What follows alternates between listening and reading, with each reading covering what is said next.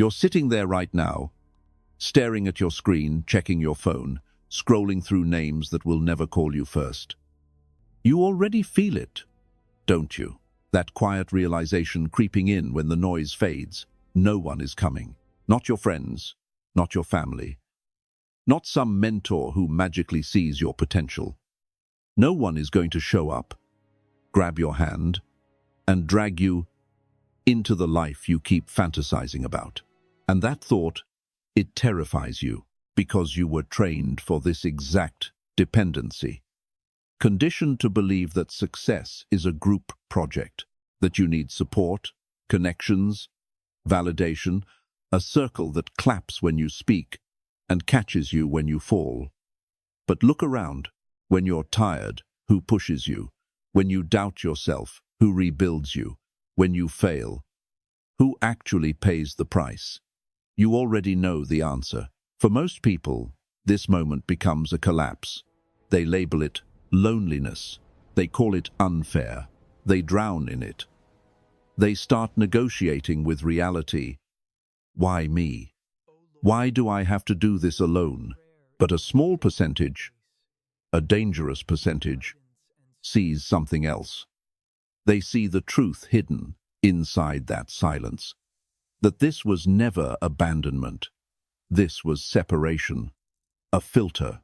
You're not alone because you're unlucky. You're alone because you're being forced to become someone who doesn't need permission. Machiavelli understood this long before you did. Power is never given to those who wait for approval. It is taken by those who no longer require it. And the moment you stop looking for support is the moment you become impossible to control. But understand this clearly. What we're about to do here is not motivation. This is not comfort. This is not, you got this. This is surgery. We are going to cut out the part of you that still needs to be understood. The part that waits for applause before it acts. The part that slows down just enough so others don't feel left behind. That version of you has to die. Because as long as you need support, you are owned by whoever chooses to give it. Or worse, take it away. And here's the warning most people are too afraid to say out loud. Once you truly accept that no one is coming, you can never go back to being the same person again. You won't fit in the same conversations. You won't tolerate the same excuses. You won't even recognize the person you used to be. But at the end of this, if you stay, if you actually understand what I'm about to show you, you won't just survive alone. You will become dangerous because of it. And the final piece, the one most people will never reach, is what turns isolation into absolute power. But we'll get there. First, we dismantle the lie. Let's begin the surgery. Number 1, the addiction to support. You don't lack support. You crave it. That's the difference no one wants to admit. You've been trained slowly, subtly, systematically to believe that you cannot move unless someone stands behind you. School taught you to rely on group projects. Society told you to network. Social media whispers the same lie every day. You need people, you need approval. You need an audience before you even begin. So now, before you take action, you hesitate. You look around. Who's with me? And when no one answers, you stop. That hesitation, that pause, that silent dependency, that's the leash. You think you're being strategic. You think you're being patient. But in reality, you are waiting for permission from people who have no intention of giving it. Machiavelli warned about this in a different language, in a different time. A man who builds his rise on others places his fate in hands that are not his own. And people are unreliable variables. They act on self-interest, not loyalty. On comfort, not vision. So every time you seek support, you are doing something far more dangerous than you realize. You are outsourcing your power. Think about it. If you need encouragement to act, then your action is controlled by whoever gives or withholds that encouragement. If you need validation to continue, then your consistency belongs to the crowd. If you need someone to believe in you, then your belief is not yours at all. You become a machine that only runs when others press the button, and when they don't, you shut down. This is why you feel stuck. Not because you lack talent, not because you lack opportunity, but because you are still waiting for a signal that will never come. And here is the dark truth most people will never accept. The more you need support, the weaker you appear. Desperation has a scent. People can feel it. When you explain your ideas hoping they'll approve, when you subtly beg for encouragement, when you wait for someone to say, "This is good," you are broadcasting uncertainty. And uncertainty kills authority. No one follows the person who needs to be reassured. So you get stuck in a loop. You seek support. You don't get enough. You hesitate. You perform worse. You seek more support. A perfect cycle of self-sabotage. Breaking this isn't about becoming antisocial. It's about becoming sovereign.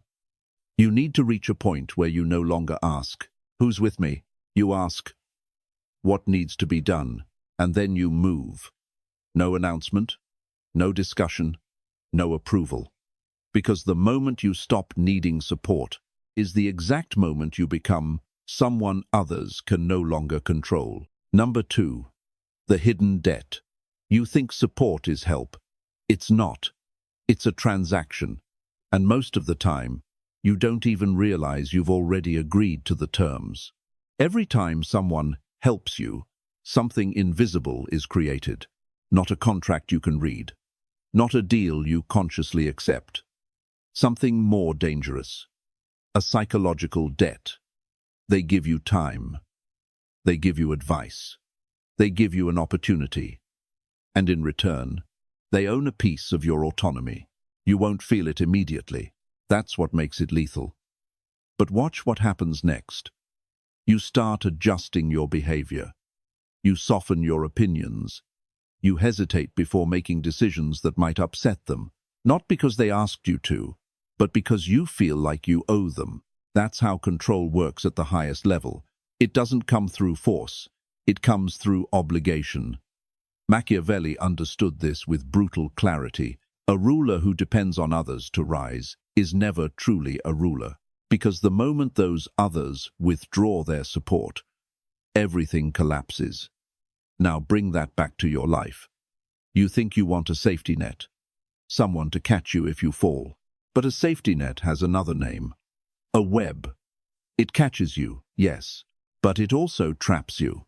Because once you get used to being caught, you stop learning how to land. You stop taking real risks. You stop moving freely. You start calculating every move based on how it will affect the people holding the net. And just like that, your life is no longer yours. This is why so many people never break out. They are not lacking opportunity. They are entangled.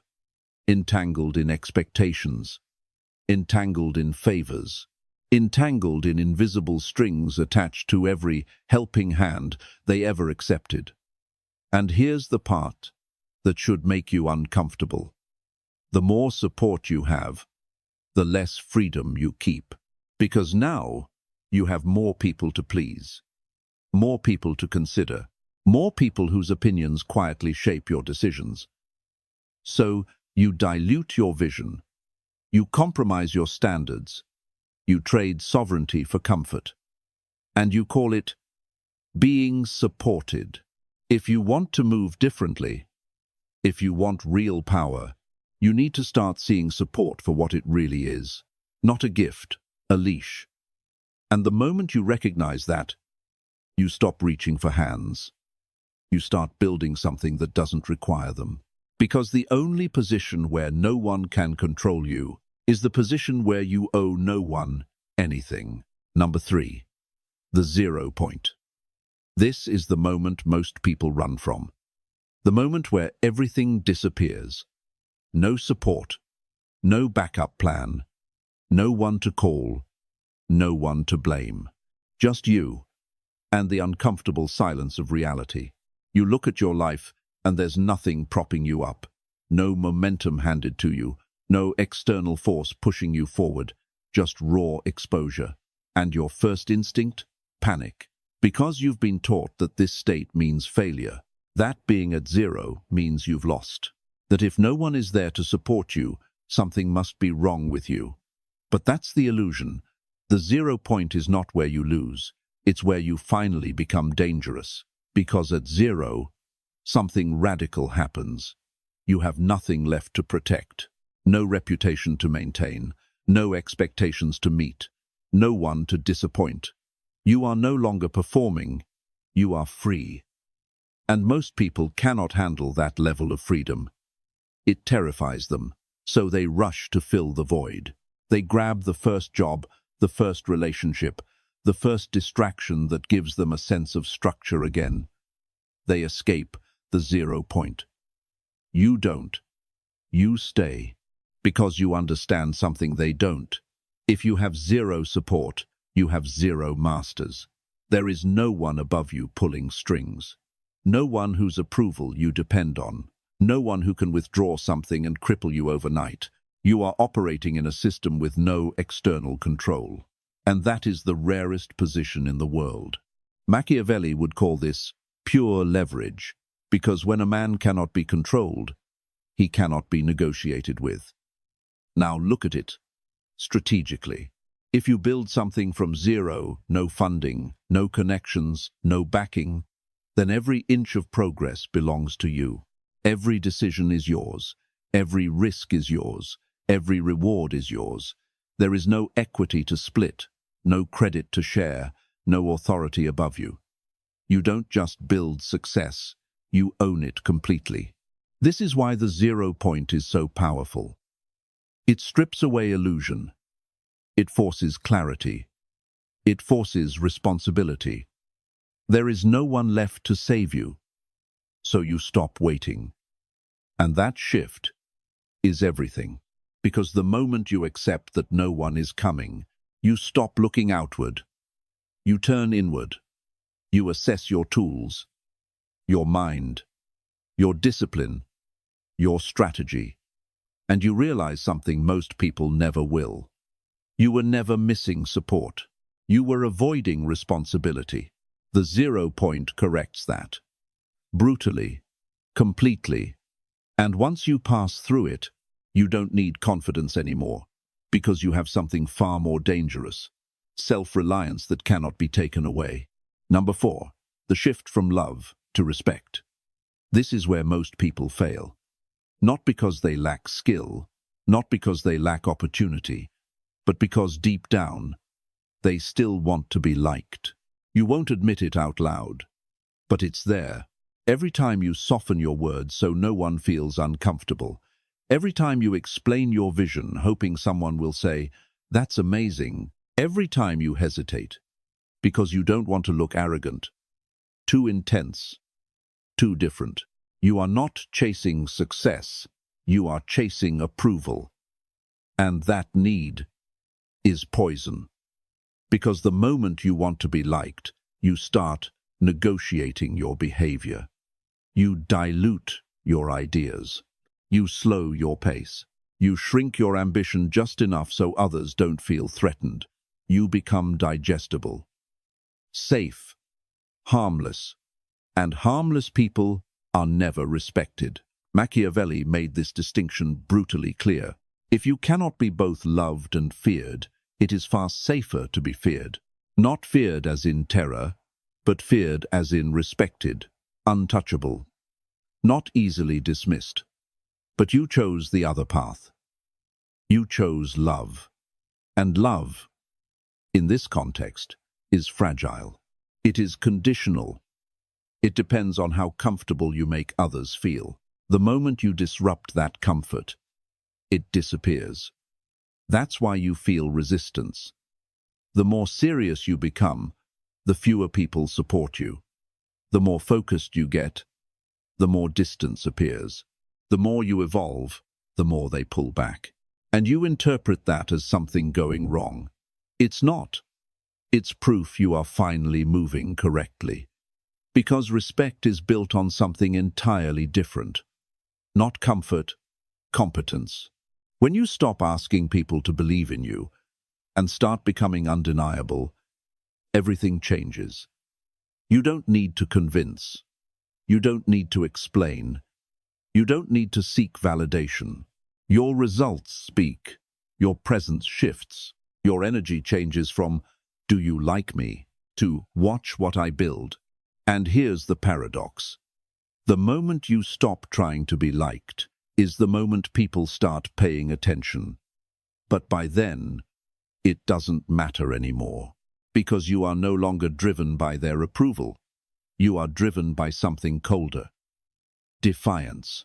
You look at the doubt, the silence, the indifference, and instead of feeling hurt, you feel focused. They don't believe? Good. They don't support? Better. That means you don't have to carry them when you rise. This is the shift. From emotional dependency to strategic detachment. From needing love to commanding respect. And once you cross that line, you become very difficult to ignore. Number 5. The ghost phase. This is where you disappear. Not physically, strategically. Most people fail before they even begin because they talk. They get an idea and immediately leak it.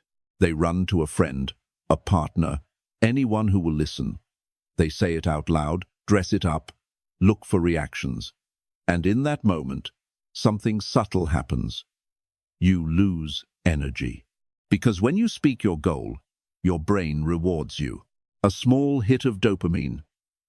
A false sense of progress. As if saying it was the same as doing it. It's not. It's a trap. And it gets worse. The moment your idea leaves your mouth, it becomes vulnerable. Someone questions it. Someone doubts it. Someone says, "That sounds hard." And just like that, hesitation enters. The ghost doesn't let that happen. The ghost moves in silence. No announcements. No big things coming. No need to be seen trying. Because attention is a liability when you are still weak. So you disappear. You stop explaining yourself. You stop sharing your plans. You stop seeking reactions. And something begins to build inside you. Pressure. Because now, your ambition has nowhere to escape. You don't talk it out. You don't dilute it. It stays contained. And that pressure turns into fuel. Restlessness. Obsession. A quiet intensity that doesn't need an audience. This is why the ghost becomes dangerous. While others are performing, you are executing. While they are talking, you are building. And when you finally reappear, you don't come back with ideas. You come back with results. Number 6. Weaponized isolation. You still think isolation is a disadvantage. That's because you've only seen it from the outside. From the perspective of someone who needs noise to feel alive. But look closer. When you're alone, something changes. Your time is no longer fragmented. Your attention is no longer divided. Your energy is no longer negotiated. There are no interruptions. No meetings about meetings. No pointless conversations draining your focus. No social obligations pulling you away from what actually matters. You become efficient. Dangerously efficient. A corporation with 1,000 employees moves slowly. Layers of approval. Endless discussion. Constant delay. You can change your entire direction in a single hour. No permission, no consensus, no hesitation. That is asymmetrical power. Speed, focus, lethality. Isolation forces you into deep work. Not the fake productivity most people hide behind switching tabs, checking messages, pretending to be busy. Real work. Locked in, undistracted, relentless. Hours pass, and you don't even notice, because you are fully inside the process. And here's the shift most people miss. Isolation is not removing something from you. It is removing everything that was slowing you down. The distractions, the expectations, the mediocrity of other people's thinking. You're not alone because you're lacking. You're alone because you've been separated from interference. So stop treating isolation like a punishment. It's a filter. It's stripping away everything unnecessary, so what remains can sharpen. And once you learn how to use that silence, you don't just become productive, you become precise. Number 7, the internal split. This is where things stop being comfortable, because now the enemy is no longer outside. It's you. There are two versions of you living in the same body. One is tired, emotional, easily distracted. It wants comfort. It negotiates. It whispers things like, "Just rest today. You deserve it."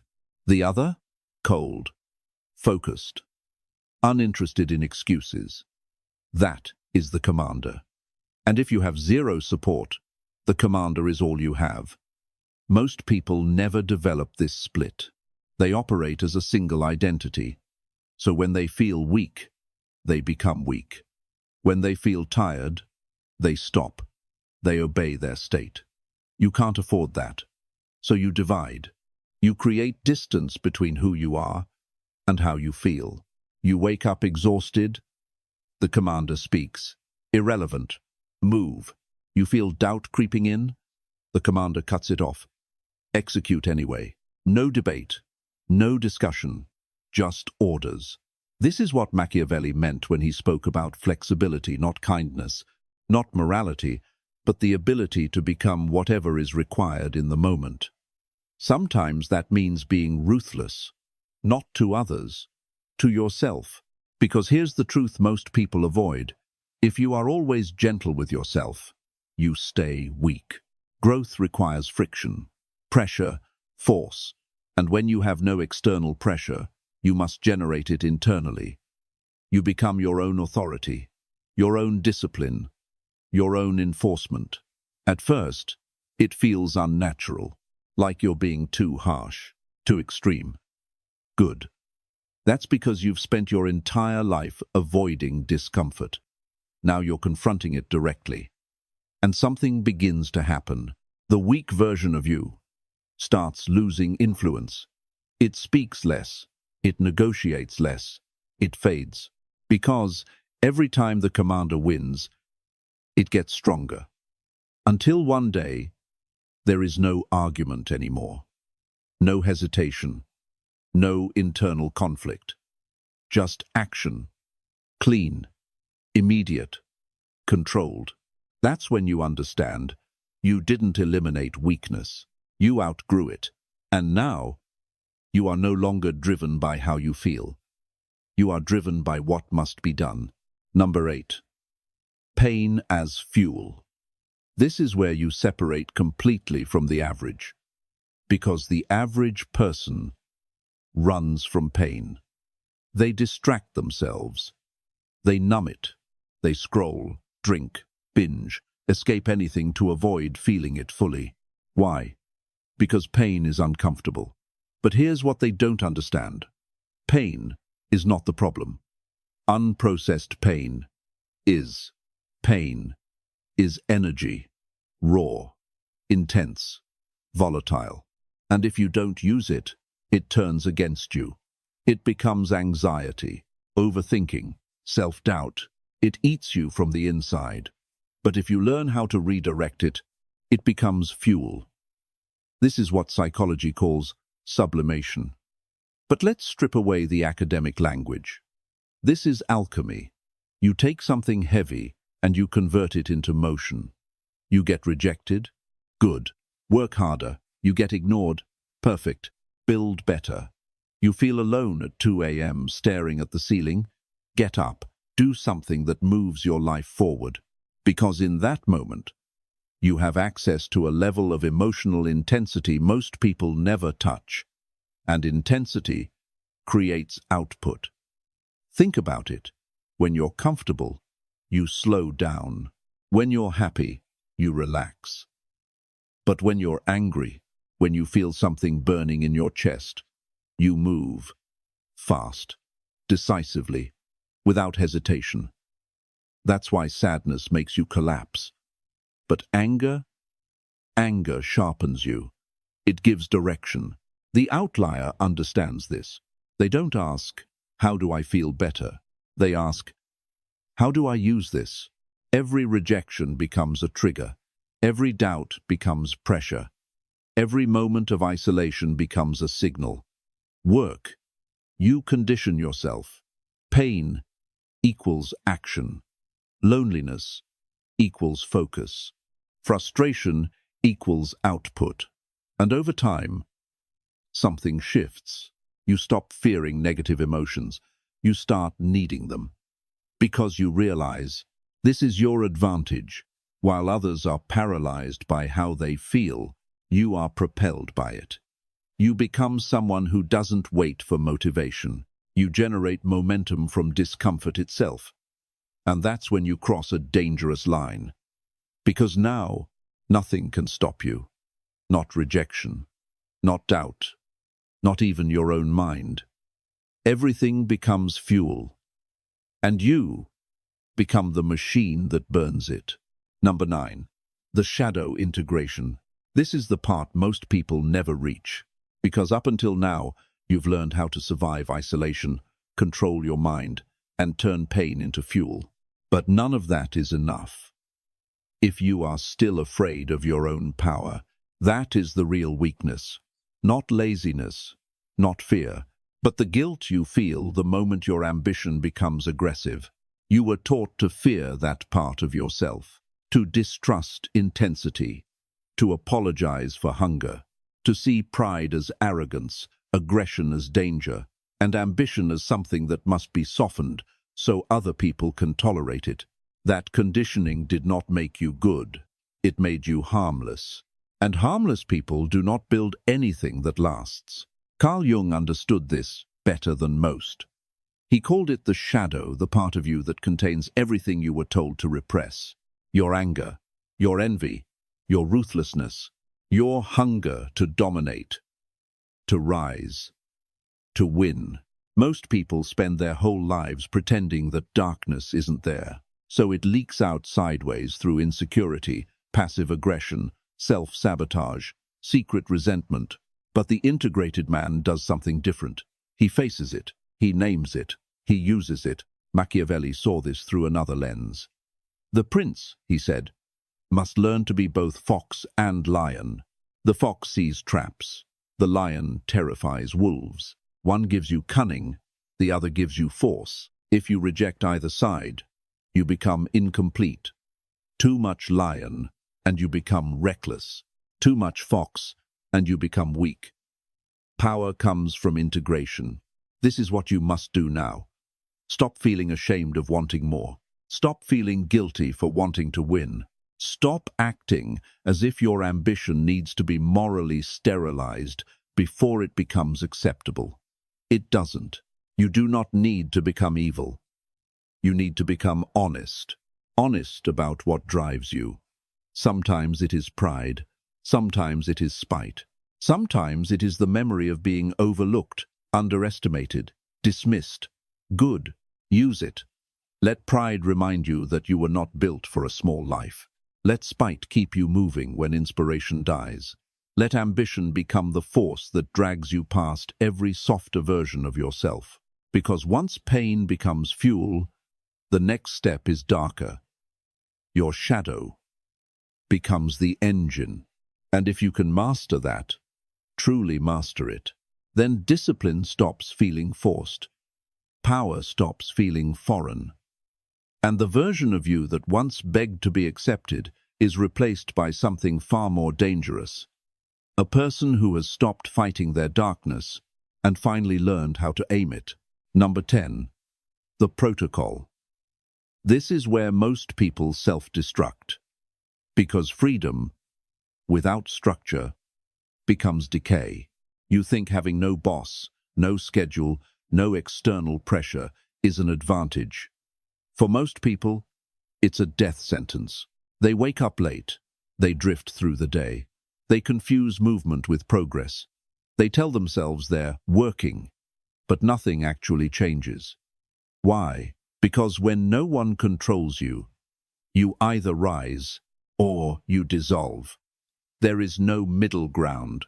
So if you have zero support, zero accountability, zero supervision, you must become something most people are too weak to be. A dictator to yourself. Not a motivator. Not a negotiator. A dictator. You don't ask, what do I feel like doing today? You execute what must be done. No emotion involved. That requires a protocol, not a to-do list, a law. First, the morning battle. The moment you wake up, the war begins. That voice telling you to stay in bed, that's your first opponent. If you lose here, you've already lost the day. Win immediately. No hesitation, no delay. Move. Second, deep work blocks. You don't work all day. That's a lie people use to feel productive. You lock in. No phone. No distractions.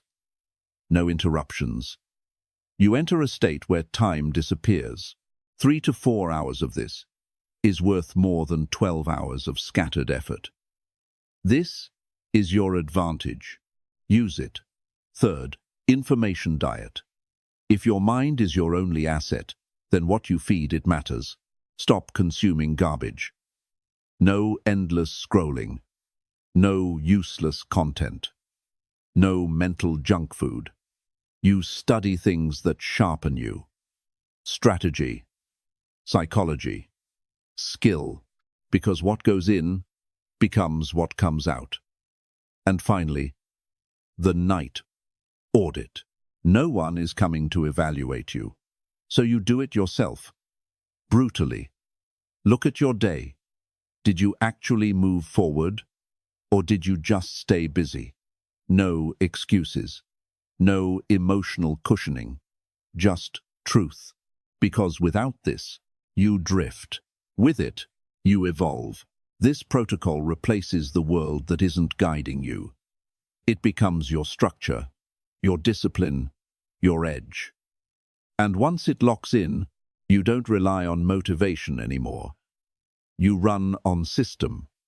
And systems don't break. Number 11, the anti-network strategy. This is going to go against everything you've been told. Go network. Build connections. Your network is your net worth. Sounds smart. It's not. Not at your level. Because when you start from zero, you have nothing. No leverage. No results. No proof. So when you walk into a room full of important people, what are you really? A beggar. You're asking for attention. You're asking for opportunity. You're asking them to believe in something that hasn't been built yet. And powerful people? They don't respect potential. They respect proof. They can smell neediness the same way a predator smells weakness. So you shake hands. You smile. You try to impress. But underneath it all, you are asking. And asking puts you below. This is why networking fails for most people. Because they're trying to connect before they're valuable. Flip it. Stop chasing people. Start building something they cannot ignore. Skill, results, output. Become so sharp, so effective, so undeniable that you don't need introductions. You become the introduction. Machiavelli understood this in a different form. A ruler must make himself necessary, not likable, not visible, necessary. Because when you are necessary, people come to you. You don't enter rooms asking for attention. You enter rooms where your presence is already known. So while everyone else is out there talking, you stay in. You build. You refine. You produce. And one day, without announcement, you appear. Not as someone looking for a chance, but as someone who already took it. That's when the dynamic shifts. You're no longer asking to be included. You're deciding who gets access. Number 12. The return of the crowd. This is the final test. Not when you're struggling, not when you're alone, but when you start winning. Because that's when they come back. The same people who ignored you, the ones who doubted you, the ones who disappeared when the room was empty. Suddenly, they reappear, smiling, supportive, familiar. I always knew you could do it. I'm proud of you. We should catch up. Listen carefully. This is not loyalty. This is gravity. People are drawn to momentum, to status, to visible success. They don't support the climb, they gather at the peak. And here's where most people fail. Because a part of you still wants it. That old version of you, the one who craved validation, wakes up again. It whispers, "See, they believe in me now. I'm finally accepted." And just like that, you're tempted to open the door, to let them back in, to share what you built with people who never carried a single brick. Don't. Because the moment you forget what it felt like when the room was silent, you lose your edge.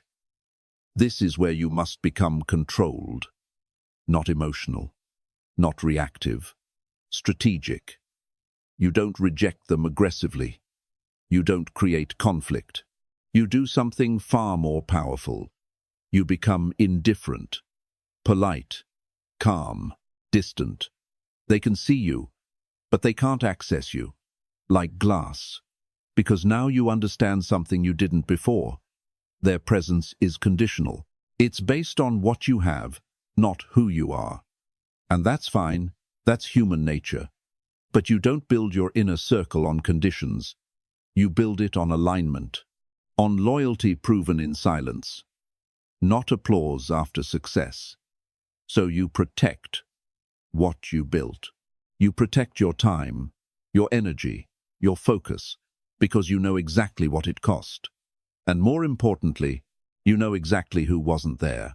This is the moment you stop needing validation, even when it finally arrives. And that's what makes you untouchable. Number 13. Sovereignty. This is the end of the transformation. Not success, not money, not recognition. Something far more dangerous. Independence. Real independence. The kind that doesn't collapse when people leave. The kind that doesn't panic when support disappears. The kind that doesn't need applause to keep moving. Because now, you understand the truth most people spend their entire lives avoiding. You are the asset, not your network, not your followers, not your opportunities. You strip everything away, and you still remain functional. That's sovereignty. It's the moment you realize that even if everything you built vanished tomorrow, you could build it again, faster, cleaner, stronger. Because this time, you wouldn't waste energy looking for help. You wouldn't hesitate. You wouldn't doubt. You would move immediately. And that's what makes you different now. You're no longer reacting to life. You're shaping it. But here's the paradox. Now that you don't need support, you're finally capable of giving it. Not from weakness, not from obligation, from power. You can look at someone who's where you used to be alone, confused, underestimated, and you can choose to extend a hand. Not to save them, but to accelerate them. Because you recognize something most people miss. Support only matters when it's given without control, without expectation, without turning into a leash. So you become selective. You don't help everyone. You don't rescue the weak who refuse to change. You invest in those who move, those who act, those who prove, even in silence, that they are worth the energy. Because now you think like an architect. You don't just survive the system, you build your own. And still, you never forget. You never forget the silence, the empty room, the nights where no one answered. You keep a piece of that darkness inside you, not as pain, as memory, as fuel, because while the world celebrates you now, you know the truth. They weren't there when it mattered. You were. You clapped for yourself when no one else did. You carried yourself when no one showed up. And that changes something permanently. You stop fearing loss. You stop fearing isolation. You stop fearing anything. Because you've already faced the worst-case scenario. And you built power inside it. So now the question is simple. Not what you want, not what you feel, what you choose. Do you go back to needing people just to feel safe? Or do you step fully into this and become someone who never needs saving again? Most won't. That's the point. And now, this is where it ends. Not with motivation, not with comfort, with a decision, because everything you've heard leads to a line you cannot uncross. You've seen it, the illusion of support, the addiction to approval, the quiet dependency that has been slowing you down your entire life. And now, you don't get to pretend you don't know. So from this point forward, there are only two paths. You either go back to explaining yourself, back to waiting for encouragement, back to surrounding yourself with noise just to avoid facing your own potential, or you step into it. Silence, isolation, responsibility. You move without announcing. You build without validation. You become someone who no longer needs to be seen to keep going. Most people will not choose that. They'll feel this for a moment, then escape it. They'll open another app, start another conversation, look for someone to agree with them, and just like that, the edge is gone. But if you're still here, then you didn't come for comfort. You came for clarity. So don't waste it. Don't turn this into another video you resonated with. Turn it into a line in the sand, a shift in behavior, because from now on, you don't ask if you're ready. You act quietly, consistently, without needing to be understood. And if you've really understood what this is, then you already know what to do next. You don't surround yourself with things that keep you average. You stay close to what sharpens you, what challenges you, what reminds you of the standard you've chosen. So if you're still here, stay, not because you need more content, because you refuse to drift back into mediocrity, because every time you return, you reinforce the identity you're building. Colder, sharper, more disciplined. Most people won't do that. They'll disappear, back into noise, back into comfort, back into being controlled. But you choose differently. That's the separation. That's the edge. And that's why this path is not for everyone. Most won't. That's the point. I'll see you in the dark.